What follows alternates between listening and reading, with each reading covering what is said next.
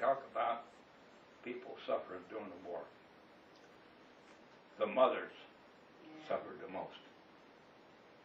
Our mother, they just cut down on the fireman. He worked in a factory in Union City, didn't make a big money or anything, but my mother and dad, they toughed it out. They toughed it out. My one brother was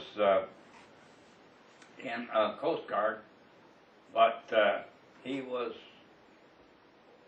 in the late 1930s in the Coast Guard up here at Erie. Oh. That's the Erie Station. Well, then when they started getting ready for war, he was out in the Atlantic, and he was on a landing craft. They were on a ship, where he was a motor mechanic. He was a machinist mate on a landing craft. And that's when the Germans were sinking so many of our ships out there. His ship was taking troops up to Iceland. We were putting troops on Iceland before the war even. Oh, then my older brother, he was in 30th Division, and they fought in just about the same area that we did, Belgium, Holland, and lots of times we fought right beside 30th Division. Our division was National Guard from Virginia. 30th Division was National Guard from North Carolina. I think North Carolina, Tennessee, or North and South Carolina. I don't know. It's down in there someplace. 30th Division. You never saw him when you were over there? I saw my older brother at Cologne. I think when we were at Cologne. We were both there, both units were there. And he was an officer, he was a first lieutenant. And he came and looked me up. But he survived the war? Yeah, and he came home before I did. He came home, I think, in the fall of 1945. And I came in, it was right after the first year in 1946 when I got home. Yeah. Slapton Sands was like a retirement community before the war, and then it reverted back to that after the war. But during the war, the Allies used it for practice landings and everything, you know. They moved the people right out, and so that we could use naval gunfire and everything on the beach. But Ken moved there, and he didn't know anything about it when he first moved. Well, then the people began talking about this bad accident. And so he decided that might make a book. And he goes on and he tells about getting information to... The British wouldn't give him any information. The Americans wouldn't give him any information. They would tell him nothing. And really, anything I tell was what we learned after the war was over. When we were there training and during the war, they told us nothing. We were to know nothing about what was going on.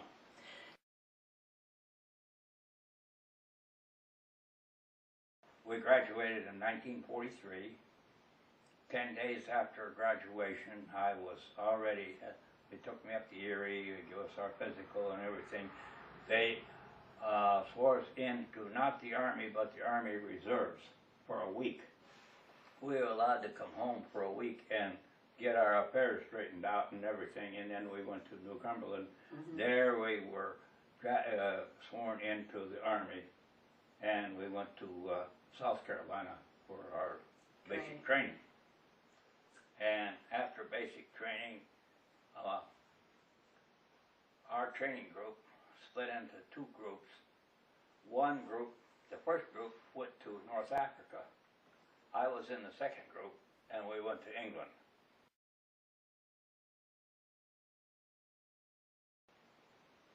We landed in Scotland. We went over on the Queen Elizabeth. We landed at, it wasn't Liverpool, but it was up there in Scotland. And then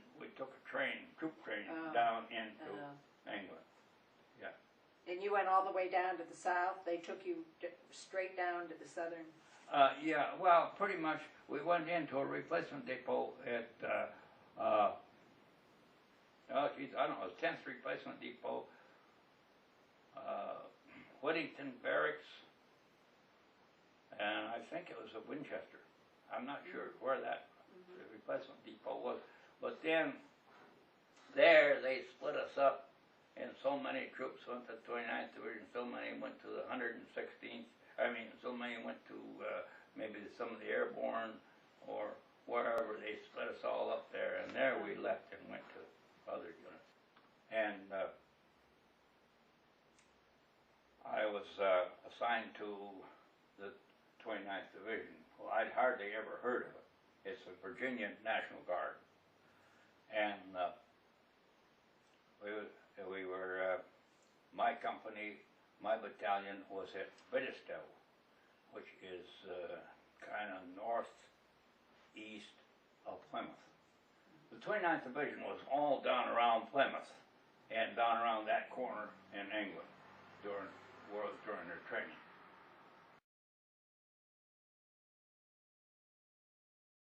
But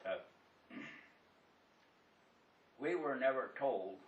We'd go out in the English Channel about every 10 days or 2 weeks and go on an amphibious maneuver. We'd go out there on a troop ship, and then we'd come down there off of Slapton Sands. We'd come down over the side, in the rope ladder and the cargo net. You crawl down over the side of the ship into the landing craft, and they would take us in, and we'd run our when we went out, we saw some of the wreckage of Exercise Tiger. They had brought some of the landing craft LSTs back, and we saw some of the wreckage.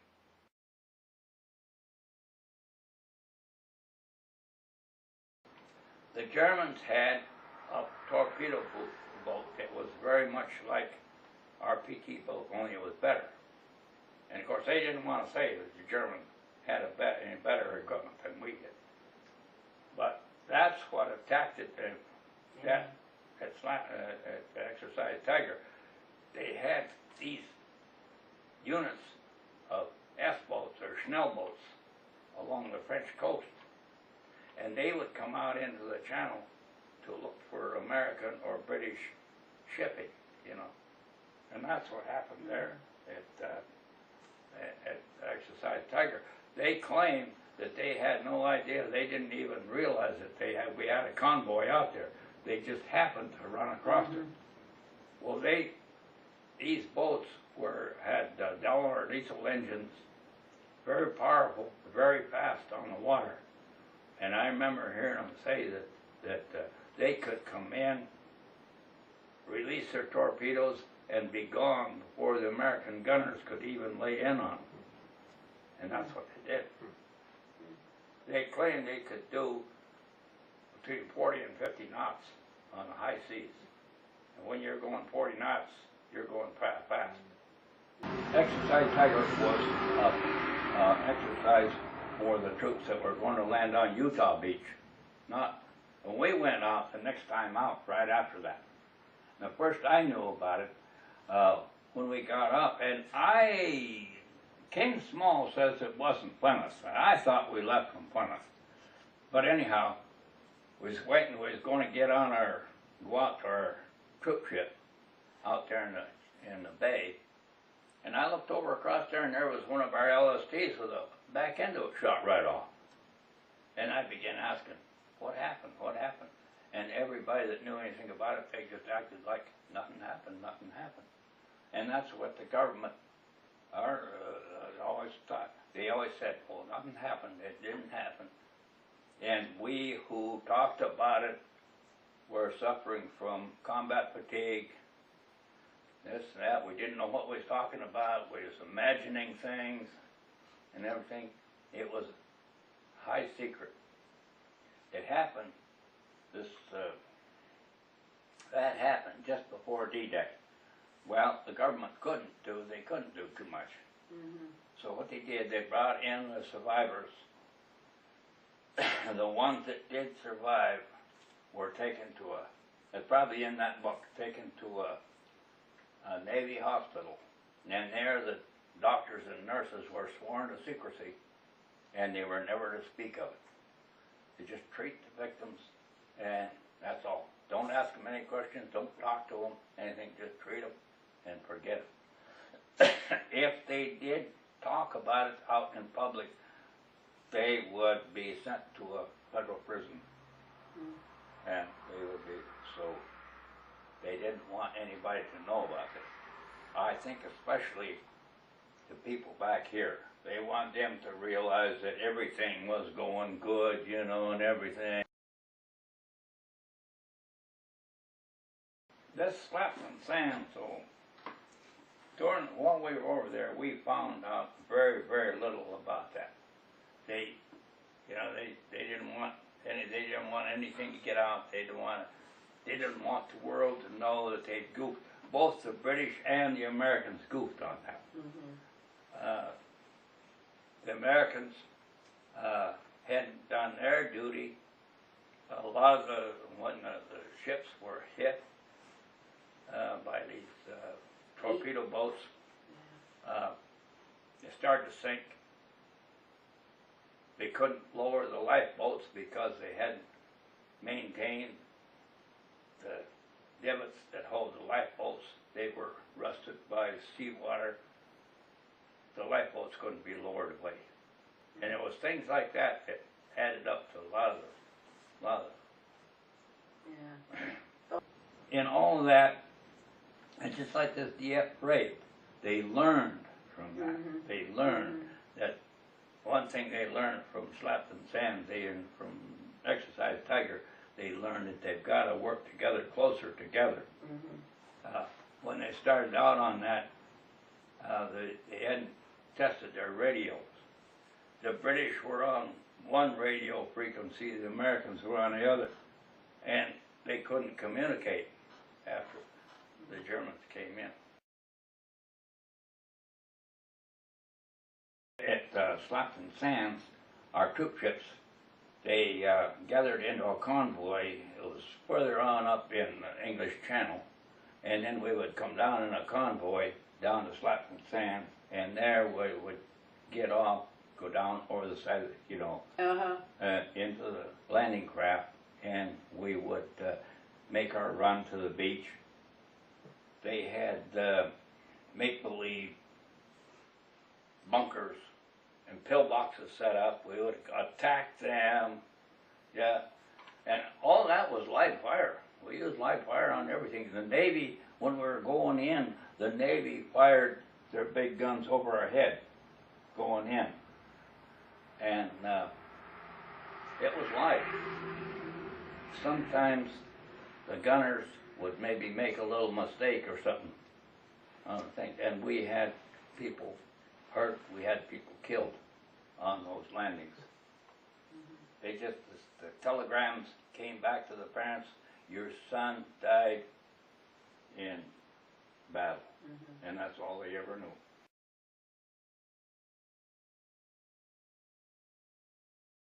And we put on over there, we put on a demonstration for General Bradley,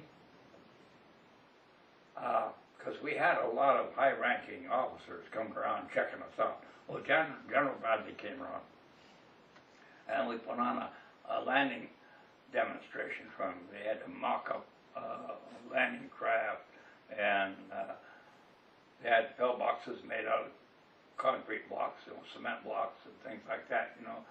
Well, I think it was E Company got down in those mock-up landing craft, and I was in the mortar platoon. We were supposed to fire smoke, lay down a smoke screen for them. Well, that smoke was, I don't know what it was, but they goofed a little bit on the thing. Instead of landing the smoke shells out in front of E Company, they were putting them right in E Company. Well, everybody was hollering around, hey, ceasefire, ceasefire, you know, and everything. General Bradley sat up there on the hill. He never realized what was going on. Afterwards, he came down. He said, you know, you guys sure put on a heck of a demonstration. He didn't know we could have got somebody hurt real bad. You know. White phosphorus, and that's what we use for smoke. Yeah. And when that white phosphorus exploded, the shell exploded, then the white phosphorus air got to it, it began to burn. But if you got any on your skin, you couldn't put it out. It had to be cut out. You had to go to a doctor and cut it out. Well, it's just lucky. Nobody got hurt, but they could have been. Yeah. But Bradley never realized. He told us what a good demonstration we put on.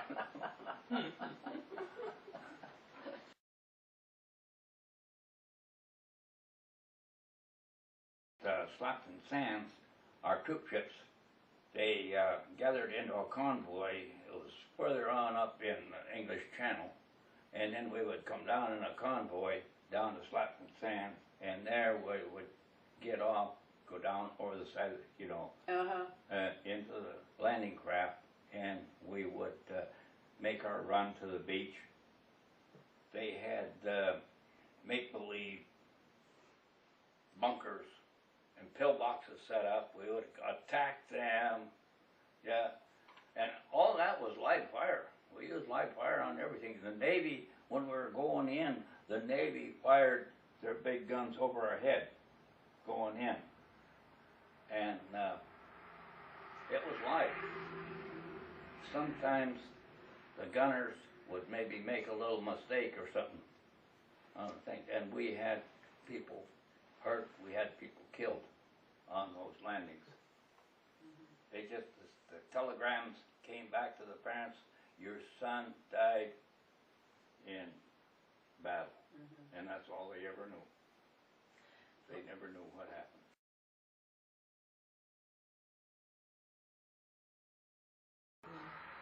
The terrain in back of the beach, the hillside, was and the hillside in back of Omaha Beach was very much alike. We didn't know it at the time, but I think that's one reason they used Slapton Sand. They knew where we were going to land. We never knew it. But the terrain back of the beach area in Slapton Sands was very much like the terrain back of the beach area at Omaha Beach. Yeah. It's almost the same.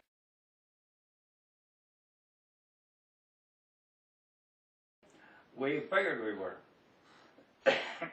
I kept thinking that we were just a bunch of farmers, you know, and they would never take us to make the initial push into France. They would want somebody good.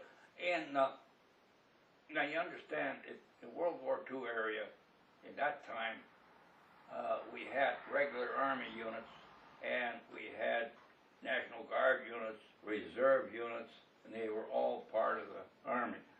But the National Guard and the reserve were never considered as good as the regular Army units. There was, I think there was some sort of a politics in the service. See, now anything from 1 to 25 was regular Army. Anything above 25 was either National Guard or reserve. Well, we were a National Guard unit, and I kept thinking, wow, they won't put us, we'll just be backup for some really good unit, like a Ranger unit or somebody like that. Well, at Weymouth, when they briefed us, they said, you're going to be the first in. We were. I couldn't believe that they'd take us in first. But they did. We did have a lot of amphibious training. We had a lot of training. But Eisenhower was doing, he was doing all kinds of things to fool the Germans. And I kept thinking, well, I know there was other units taking amphibious training, and they're just giving us to try to throw the Germans off on, you know, make them be watching us instead of somebody else. Well, it wasn't. We were You were the real thing. Yeah. Real. We went in the 16th Regiment from the 1st Division and the 116th from the 29th Division in side by side. And I wasn't surprised to see the 1st Division go in because they had had an invasion down in, I don't know, Sicily or someplace down in there. Yeah. They'd been through it before. Yeah. But we never had.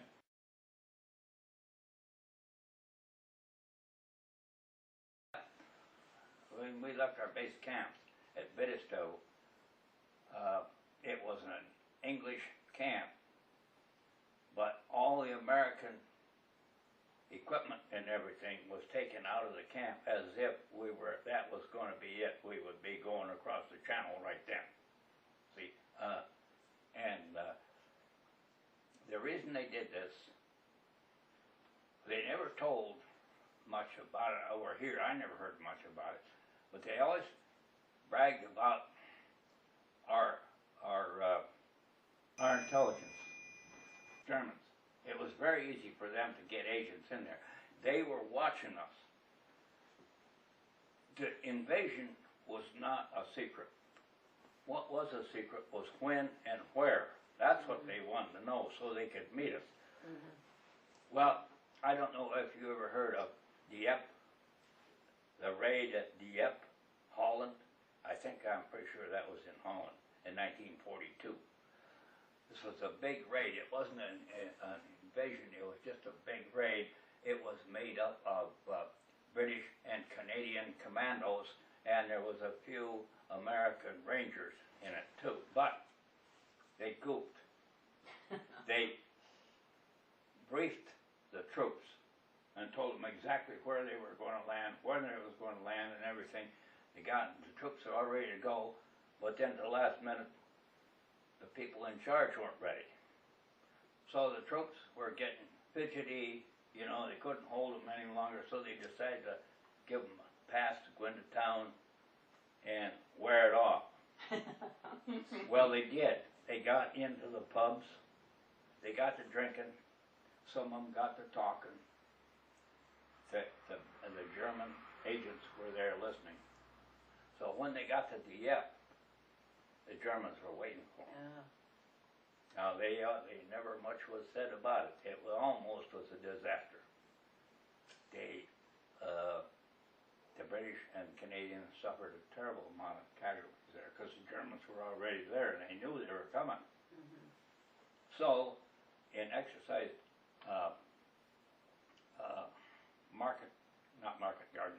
Overlord, Operation Overlord, Eisenhower just couldn't take any kind of a chance like anything like that. So we were told nothing. And like I say, when we left our base camp, in case somebody was watching us, they took all the American equipment out as if they were going to put it on a ship and send it over across the channel. Well, what they did, they had a secret warehouse where they took it to and stored it while we were gone. And then when we came back, they'd bring it back into camp again.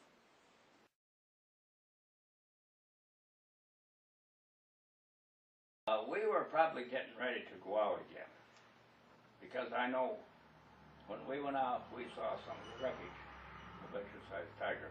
They had brought some of the landing craft LSTs back, and we saw some of the wreckage. What I know is what we learned afterwards. They would tell us nothing. They didn't want us to know, because they learned from this raid at Dieppe. You don't brief the troops and then turn them loose.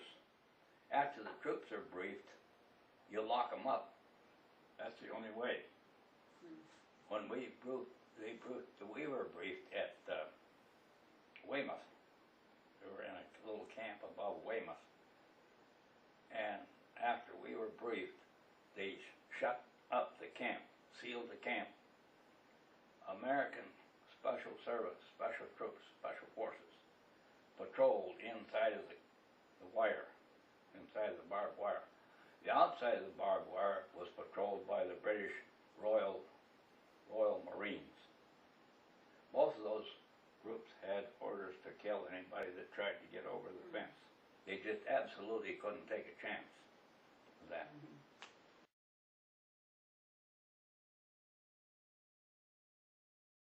We served on the LST when I first started doing amphibious training. They were the big ships that the front opened up, you know, and it was like opened up, and they could take tanks and trucks and everything right out. We did that for a couple of times, and then we settled in on this APA Thomas Jefferson. And I'm telling you, I just loved to get on board that ship, because we were out there at Bridgestone. We were practically living in the mud. We were way out in the country. It was mud, water, rain all the time and everything, and we had a nice big coal boiler, but the Army never brought us any coal to make hot water. So all the showers were cold water. If you wanted to shave, you took one of those gallon cans and took some water and set it on your little stove in the barracks. You heat it up so you could wash your face and shave. That's all the hot water we ever had. But when we get on Navy ship, the Army put us on cases and cases of K rations and C rations. And that's what we're supposed to live on. Well, the Navy guys looked at that and said, "Look at that. Come down and eat with us." So we go down, go through the chow line with the Navy. And that was just like a trip home. My God, we had stuff that we never got. Right. One night they made ice cream on board ship. The only time we ever had white bread, the Navy made it on board that ship. They had these big cookers, steam cookers. They were fastened right to the deck, right to the floor, and they would hold probably, I don't know, anywhere from maybe 5 gallons or 5 bushels of beans. And they would cook one of them full of beans. We had beans for breakfast. So I loved that. But the Navy people, they complained about that and everything, and I thought, boy, you guys don't know when you've got it good. We had it good there. And one night they filled them, one of them, with pork chops. And they had cooking oil, and it had full of cooking oil, and they deep fried pork chops. Geez, that was great. Because we were living on Spam. In England, when we were on, we had the only fresh vegetables we had was Brussels sprouts that they bought from the English, and they had mutton for fresh meat. And I never wanted to see Brussels sprouts or mutton again. I always wondered where they're killing off all these sheep to sell us the meat. Well, one day we went up in the moors. We had gunnery practice. Always up there, I see all these little wild sheep running around. That's where our mutton was coming from. Yeah, up there in the moors. They were killing them off and dressing them out and selling them to the Americans. God, boy, I'm telling you. But, boy, I'll tell you, we loved the Navy. Boy, they really knew how to live. We had hot showers on board ship. That's the only time over there we ever had hot showers. How much time did you spend on board that ship? When we'd have one of those problems, we would probably be out there maybe 3 or 4 days on board the ship. And we had a place we could take our clothes, lay them down, scrub clothes, clean our clothes, clean our ODs, our herringbone 12s, and everything. We could clean them there. We didn't have anything like that at Redstone. Yeah. How many men would be on board that ship? Well, the whole 2nd Battalion would be on there, and that would be 3 rifle companies in our heavy weapons company and a battalion headquarters company. There'd probably be a couple thousand. was great. The Navy would, anything they could do for us, they did. They would do anything they could.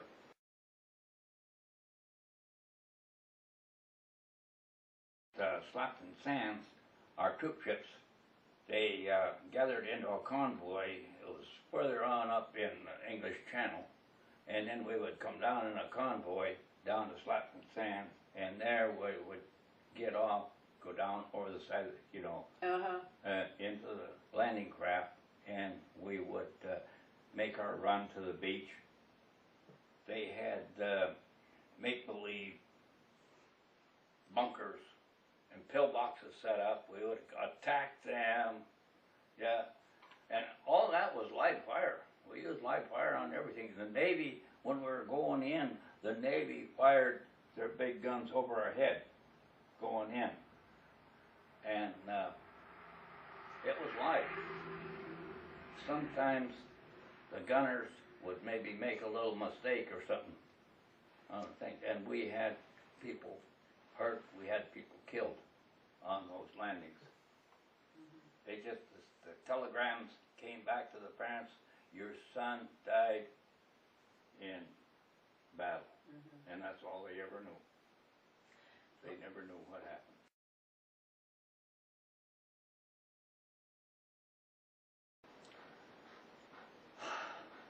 One thing you hope, and I kept hoping, and maybe I shouldn't say this, but I was hoping if I did get hit bad, they'd take me all the way. I didn't want to come home, maybe with an arm shot off or a leg or blind or something like that. I wanted to go all the way if I went. We practiced on the APA Thomas Jefferson. It was an English era Navy transport. And they took us across the channel on the 5th of June, on the night of the 5th of June. Out there in the channel, we had our final prayer service, and everybody was there. Everybody. Some of the Navy crew were busy; they couldn't make it, but everybody, Navy, Army, all of them were there. There was no chairs or nothing to sit on. We just sat on the floor of the deck. It was down below deck, so we couldn't have any light showing above deck, you know. We had, on that ship, we had 3 chaplains. We had a Catholic priest, we had a Baptist minister, and a Jewish rabbi. And each one gave us a message, you know. But it was very serious then, because everybody looked at everybody and they said, you were thinking, well, is it going to be you or is it going to be me? You didn't know.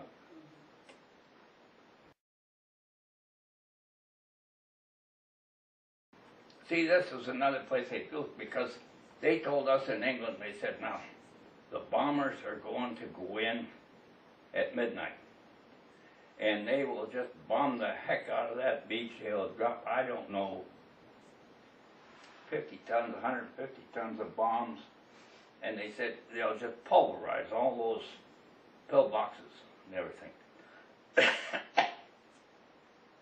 And they said there won't be much, maybe a few small arms fire, and that'll be it. Otherwise, you can just walk right in. So we went in there expecting that. Well, what happened in the night, it was stormy, you know, and everything, the bombers came over. They missed the target altogether. They dropped the bombs about 5 miles, I don't know, 3 to 5 miles inland. They bombed the heck out of a swamp there, but there was nothing there. When we got there, all it did, it woke up the defenders, the Germans there, and when we got there, they were very much awake. But those bombs didn't do us any good at all.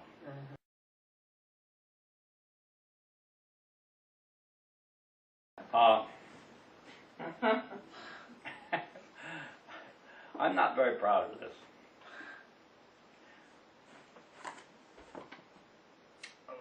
I grew up over at Union City.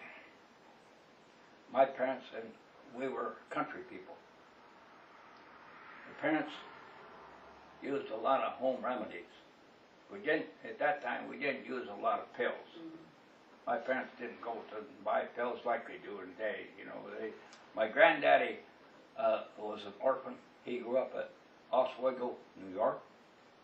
He grew up next to an Indian reservation, and they taught him all the home remedies. Well, that was passed on down through the family. Well, I got in the Army, and they began giving us pills for this and pills for that, and I didn't take them. And every time we went out on a practice amphibious landing, of course, those, the guys would get seasick. Those little landing craft, the English Channel gets real rough, and those little, they rock around, you know, and the guys would get seasick. Well, I was tough. I didn't have to take those pills. I didn't have to take seasick pills or nothing. And I didn't. I never got seasick. But on the 5th day of June, on the 6th, early in the morning, we left our transport out there in the English Channel about 4 o'clock in the morning, 4:30, something like that. And we landed at Omaha Beach, at Les Milan, at 7. So we're a long time going in. I got thinking, well, this is it. And I better be sure. So they passed around the bottle of seasick pills. You're only supposed to take 1 or 2. I didn't know that. They didn't tell you anything. They said, here's the seasick pills, take them. I took a small handful, you know, and I got into the landing craft, and we got to bouncing around, and I was getting sleepy. Well, you know, they call D-Day, they called it the longest day. Well, on the longest day, I was going to sleep. And that's no kidding, boy, I tell you, I was scared, and I think all the time during World War II, I was never any more scared right then. I could not wake up. I kept going to sleep. Now, what's going to happen to me? We're going to get there, and when that ramp goes down, we'll be in enemy territory. And I'm sound asleep. But I stood right up in the front of the boat. The seawater came up over. I let it hit me right in the face. And in 2 hours, 2 hours and a half, 3 hours going in, I was all right when we landed. We landed Les Milan, and we landed all right. We landed at the right time, at the right place. Because when they briefed us at Weymouth, they had aerial reconnaissance pictures. Aerial reconnaissance planes had flown over the beach area and taken pictures. They told our boat group, now they said, you see this? Up there on the bank, there's a big 3-story house. It's bigger than any of the other buildings there. And that will be your landmark when you go in. And sure enough, when we came out of the fog and the smoke, right in front of us was that 3-story house. Now, did you have to go up any embankments, or how? We were supposed to. We couldn't. F Company was supposed to be there. We were supposed to be. They were going up through the Les Milan draw, and we were to support F Company. Well, they had, when they came in at 6:30, they had been washed way over to the east, and nobody had been through that draw at all. And it was so mined and barbed wire and everything, we couldn't get through. So we eventually wound up going to the right. G Company broke through somewhere down on the right. And while I was going to the right, there was one of our tanks was there, and they were trying to get that tank. Well, they didn't get the tank, but I got my first Purple Heart there.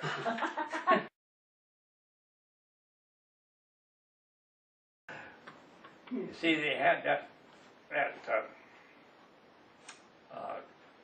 little cartridge, carbon CO2, dioxide cartridge in there, and when you squeeze those levers, that pierced them, and they would blow it up. Well, in order to make it so that it fit you, when it was not blown up, but it folded over, and there was some snaps.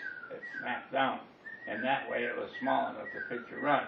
But when you blew it up, those snaps would come unsnap, and it would come around, you know, and stuff. Mine, the water started coming up, like I said, when we first got up, the water was up here, but then the tide was coming in, the water was coming up, it got up under my arms, and I thought, well, I better blow that up. I reached down and squeezed it. Well, the snaps didn't come unsnap. The thing was coming in like that, and I couldn't breathe. Oh. Well, what am I going to do?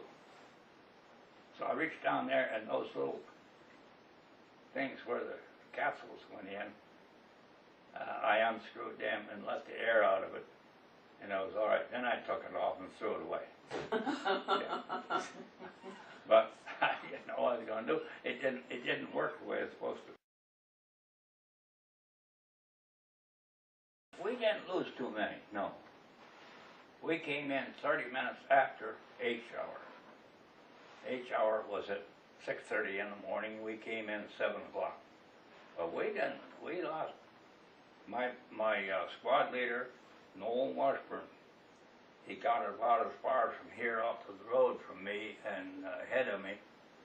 I saw him go down into water. We were in water then about knee deep. And he went down, and I knew he was hit. But he got back up, and he was hit bad. And he went down into water again, he never got up again. And that old Washburn post down there at Martinsville, Virginia, that was named after him. He was in the third wave with us, because he went off the landing craft right ahead of me. And we landed right at the right time. I know we landed the right place because there was that three-story house up there, and they told them we landed right there. We were supposed to land at 7 o'clock. Washburn was right ahead of me, and the squad leaders each had a government-issue wristwatch. And I looked over his shoulder, and I could see his wristwatch about 3 minutes to 7, just before the ramp went down. So.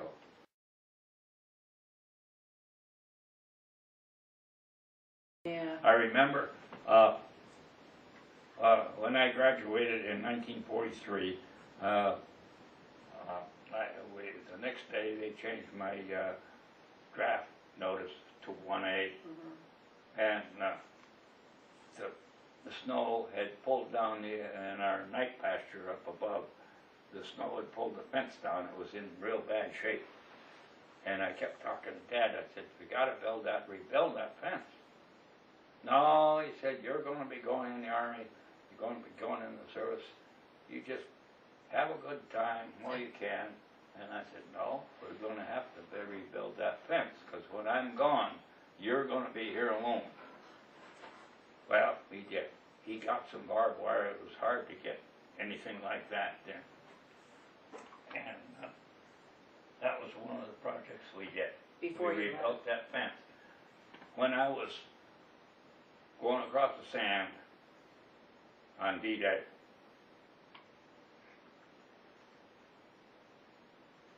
you know, it's a funny thing.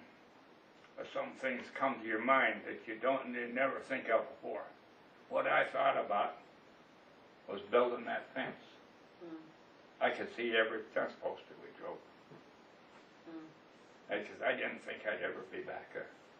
I could see Main Street right up and down Union City, right in front of our high school. I didn't think I'd ever see it again. But it comes, and otherwise, you'd never think of it. Yeah. But we rebuilt that fence.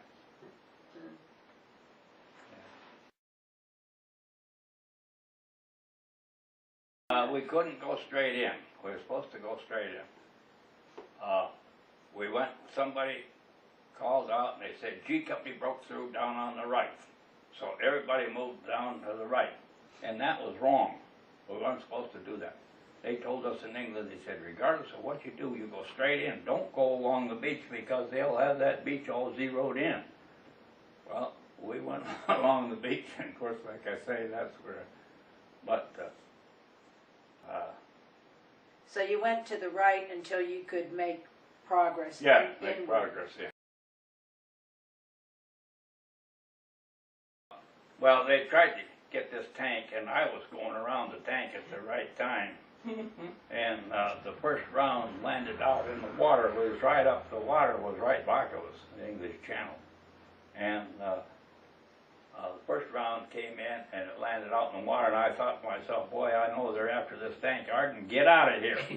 Well, I moved as fast as I could, but I couldn't get fast enough. Another round came in. It was closer by, and I got what blew back. If it landed in front of me and I'd got what pulled forward, I wouldn't be here to tell about it. I mean, I got what blew back. But Did they get the tank? no, they never got the tank, I don't think. Oh, it didn't bother me too much. I just got what blew back, and I got one piece of shrapnel hit me right in the wrist. It's still there now. And I remember I looked down and I could see it sticking out of my wrist, and I thought, God, I'm hit. And I thought, well, Ardenn, you're not hurt. You can still walk.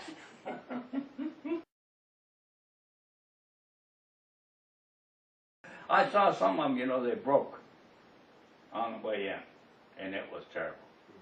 This one little guy, about halfway up the, see, we landed at low tide. We had to. And this one little guy, I think he was with one of the rifle companies that had already landed there. He laid there in the sand, he crying like a baby. He wanted his mother to take him out of there. Well, I said, gee, your mother is 67,000 miles away from here. She's not going to come and get you. Come on. So I grabbed a hold of him and dragged him up onto dry land, and I don't know what ever did happen to him. But he broke. You just couldn't get up? He couldn't take it anymore. Some of them did that.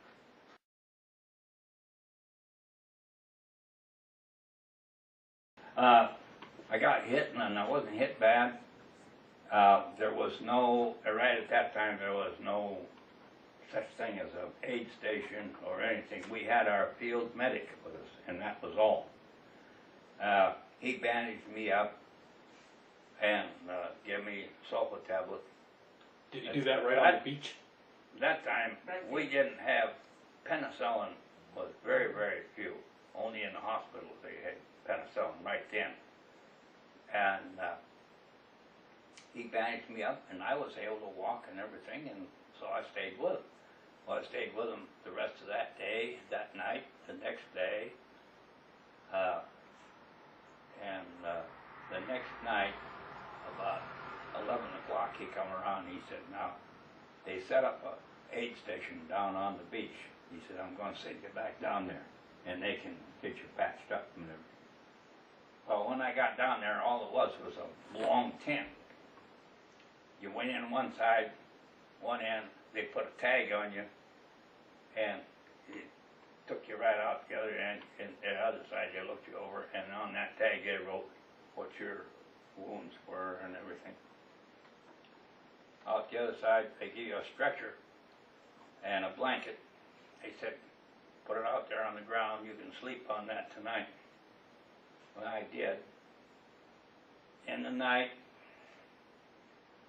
the guy next to me woke up, and he had been hit bad, and he began talking Wasser.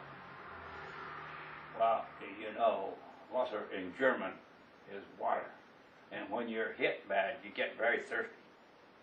And I knew he was a German prisoner.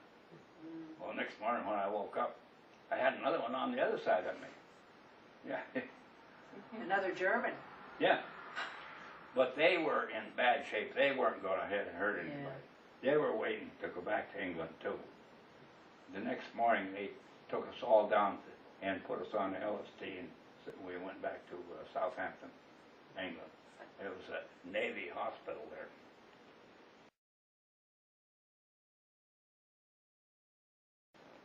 You know, you believe,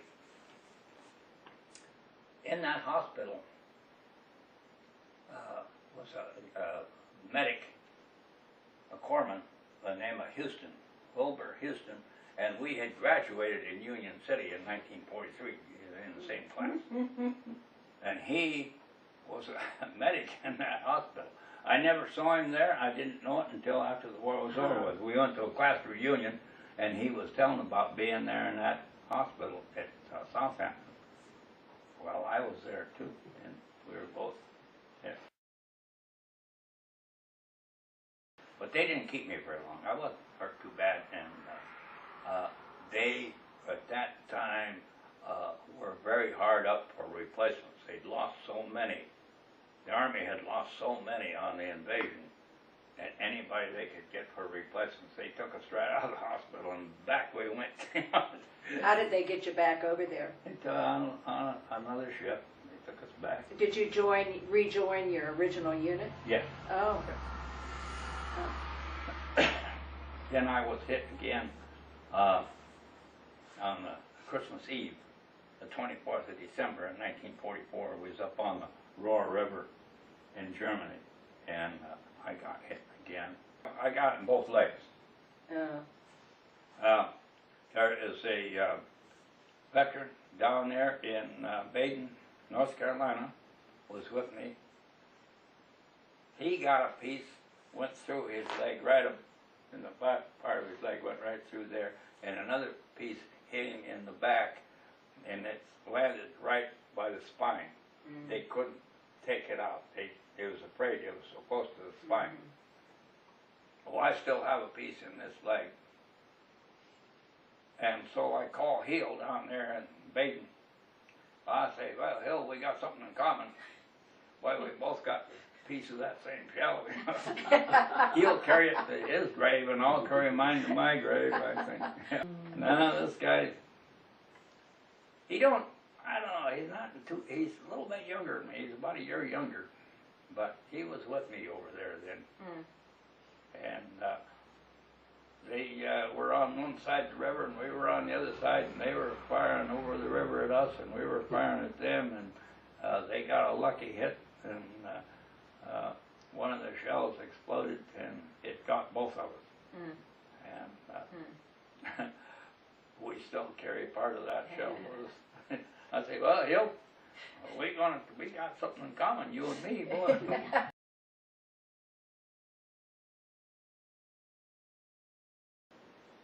We went back. They took us back to England then. Yeah, at that time, they were bringing in casualties from this Battle of the Bulge. Right. You know, and all the hospitals were filling right up, and as the hospital would fill up, they'd send you on back, send you back. We finally ended up going to Paris, to Army hospital there, and they still wanted to move us on back. They put us on planes and flew us back to England. And I recuperated there, and they weren't so much of a hurry then. After they got so, and we started back, put us on troop ship, and we were going back. I was going back to 29th Division again, but we got into Le Havre, and the war ended. Oh. War ended there. And I did keep on going up to 29th Division, but the war was over.